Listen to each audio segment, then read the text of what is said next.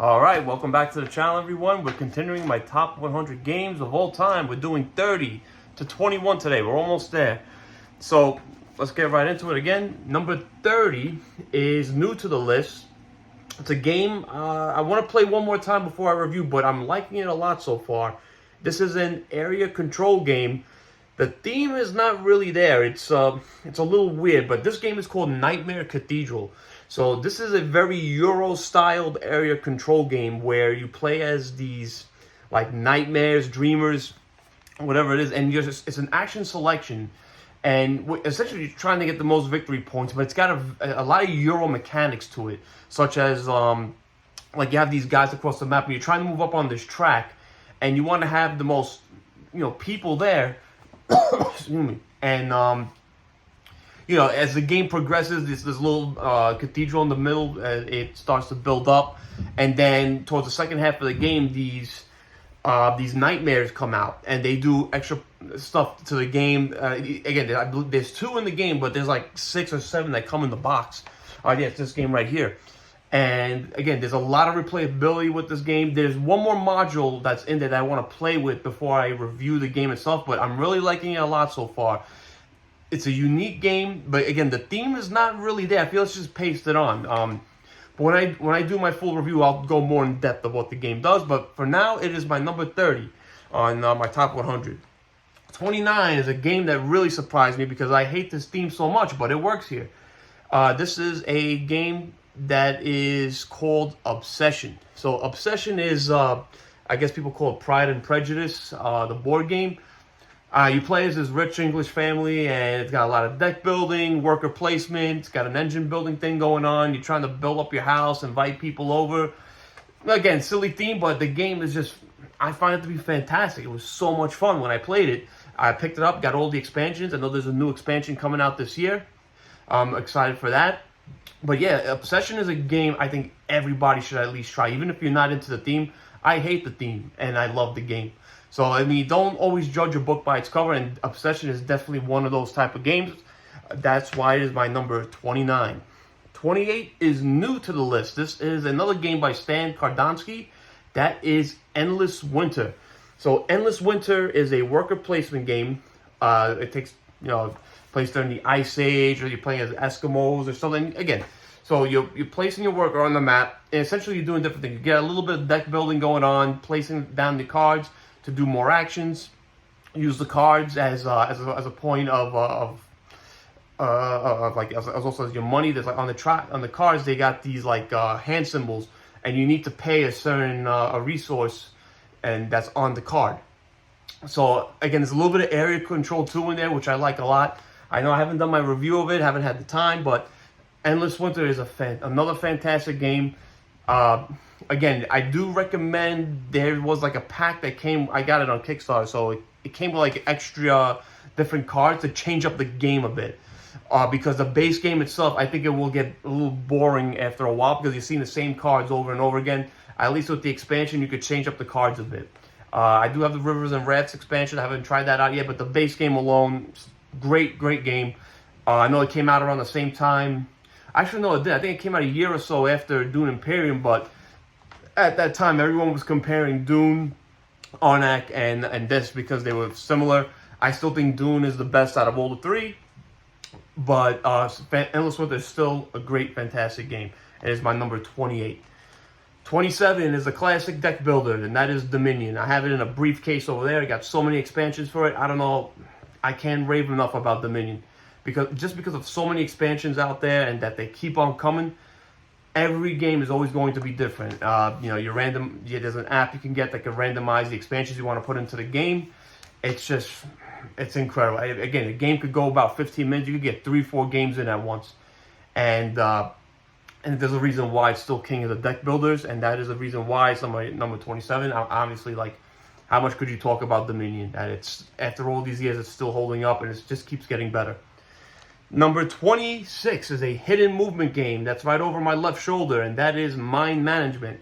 So Mind Management is based off a graphic novel that I know nothing about it, and I just picked it up because I love hidden movement. Hidden movement got me into this hobby, and I played it, and I think it's one of the best hidden movement games on the market right now.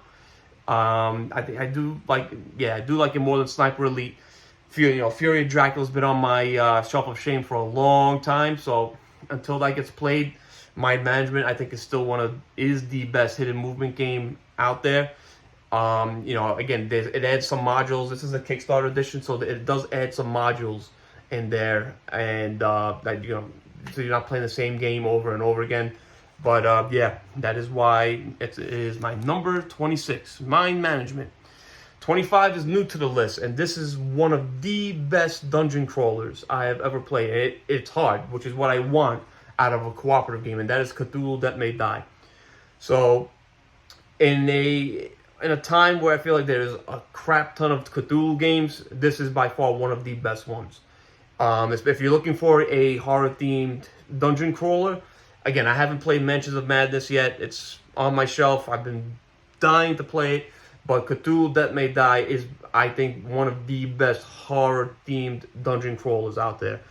It's just so much fun. It's difficult. My only problem with the game was that I feel like the map tiles are a little too small, and it could get a little cluttered on there. But yeah, it's just the theme is great. It's just everything. I love everything about that game. It's one of those dungeon crawlers that it just keeps getting better the more you play it. I would like to get more content for it, but I know there's a new one coming out this year. So when I get done with this one, I might just sell it and get the new one, because it'll probably be essentially the same thing with just better mechanics. But yeah, for 25, it is one of the best games out there, and that's why it is on my list. Number 24 is one of the meanest area control games, and it's a game I love, and I never get tired of playing it. That is Mission Red Planet.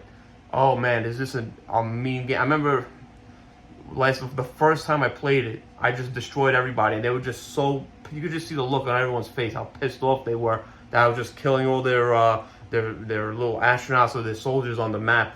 And it was just, oh man, it's mean. If you don't like mean games, or take that, it's not gonna be a game for you. But what I do like about it is, it's an action selection, so everyone has these cards, and simultaneously you play these cards and you take the action of that. So you're sending your guys on a spaceship, sending them to a planet, to the planet, a different part of the planet, and collecting the resources there, building bases, and again, attacking other players. It's just done so well. The rulebook is really simple. It is it's a simple area control, but it's also very mean at the same time. That's why it's my number 24 of all time. 23 is another deck builder, World War II themed, and this is Undaunted. So this is just the Undaunted series, Normandy, North Africa, and I've been playing Stalingrad, which is really good in itself. But the system itself is just incredible. It seems like it has this mechanism that you don't know how it would work, but it works so well. So you're playing these your cards, you're moving your squad, the pogs that represent your squads, attacking other players. Each scenario is played differently, adds tiles to the map. The North Africa expansion, if you want to call it an expansion, adds vehicles. I have the Battle of Britain, which I haven't played it yet, but I heard it's a little bit different than the regular Normandy and North Africa, as it's more of like dogfights instead of on the ground. But yeah, Undaunted is an incredible game. Everyone should check out. It is, and that is why it's my number 23.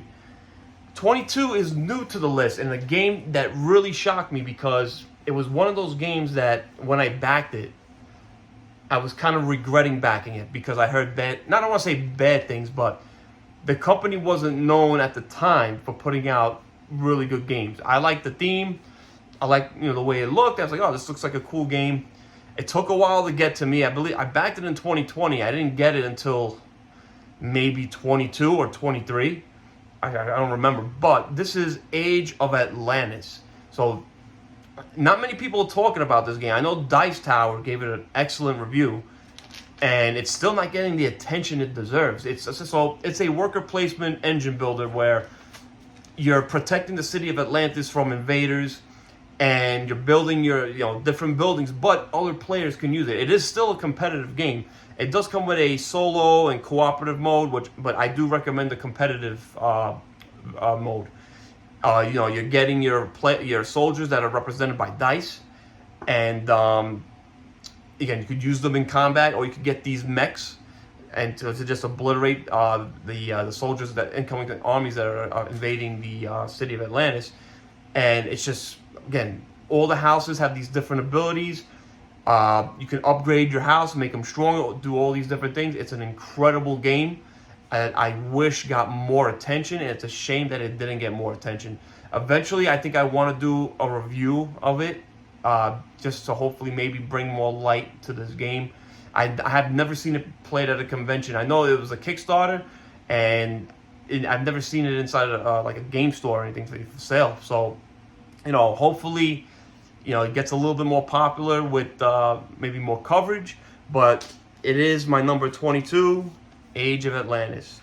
And number 21 took a little bit of a dive here. So this is a living card game. This is Arkham Horror, the card game, which is one of the best living card games out there.